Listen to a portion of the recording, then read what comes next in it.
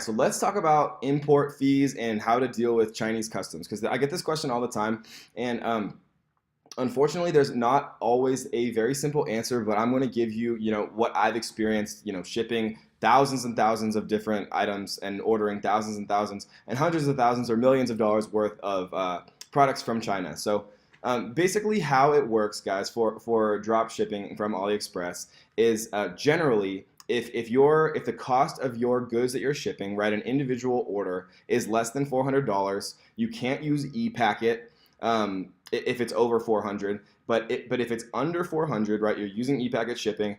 Generally, Chinese customs will categorize it as a gift, and you won't have any import fees or taxation, or more importantly, delays. And so the reason that whatever I've said, in the course or in the past, the reason that I do always suggest getting samples, and I think this is extremely important for a couple reasons, to always get samples for your especially when you're forming a relationship with a factory, just to kind of get a feel for, the quality of the product, just feeling it in your hands, really seeing it. Pictures and reviews can really only tell you so much. So first of all, for the quality, but second of all, and equally as important, is you want to know if there's going to be any delays. So like if you ship something and it's kind of on the edge, right? Because there's a lot of things that come up from an anti-dumping perspective, and a dangerous goods perspective, like lithium-ion batteries, for example. Any type of consumable type things, or things that could potentially explode, they're going to get held up in customs, much more likely, if not 100%. So you kind of, if you have a product that you might be on the edge about whether or not it's actually going to be held up in customs, the best way to go about doing it and figuring out whether it's going to be delayed in customs and whether you're going to have additional tariffs or fees or import customs duties, is just to order it yourself. So not only are you getting to actually feel the kind of quality of the goods for yourself and evaluate the manufacturer, you're also getting to figure out whether or not you're going to have significant delays or additional imports that you actually have to add to your cost of goods sold, or to your landed cost, to really actually get like an accurate depiction of what your profit is going to be for that particular product.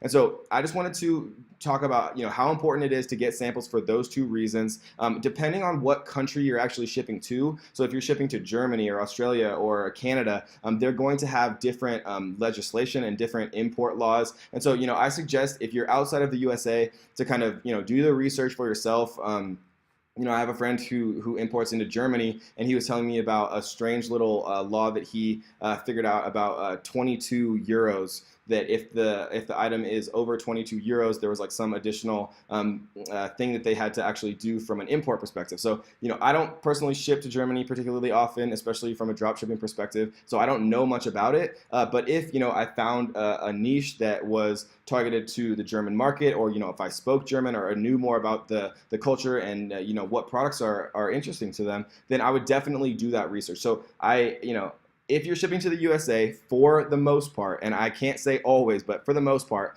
if it's under $400, and it's a single item, and you're shipping it via e-packet, Chinese customs is going to call it or signify it to be a gift, and they're not going to charge you any additional fees or imports or anything like that. And so, just some of the stuff you guys want to watch out for are, glass products, steel products, prefabricated food or drink products, smart bracelets, like if you're going to do like a Fitbit type thing, or like a heart monitor. Electronics generally get held up a bit more, just because the USA has anti-dumping legislation and agreements with China, just so that China can't ship in a bunch of like super cheap electronics and just undercut the market for American companies. And so if you have a product that you're thinking about doing that kind of fits in the bill of being at all dangerous, or could explode, or anything to do with anti-dumping, then do a little bit more research, guys. And don't feel like you can't reach out to your suppliers, because they ship all the time. I promise you, they ship to the USA,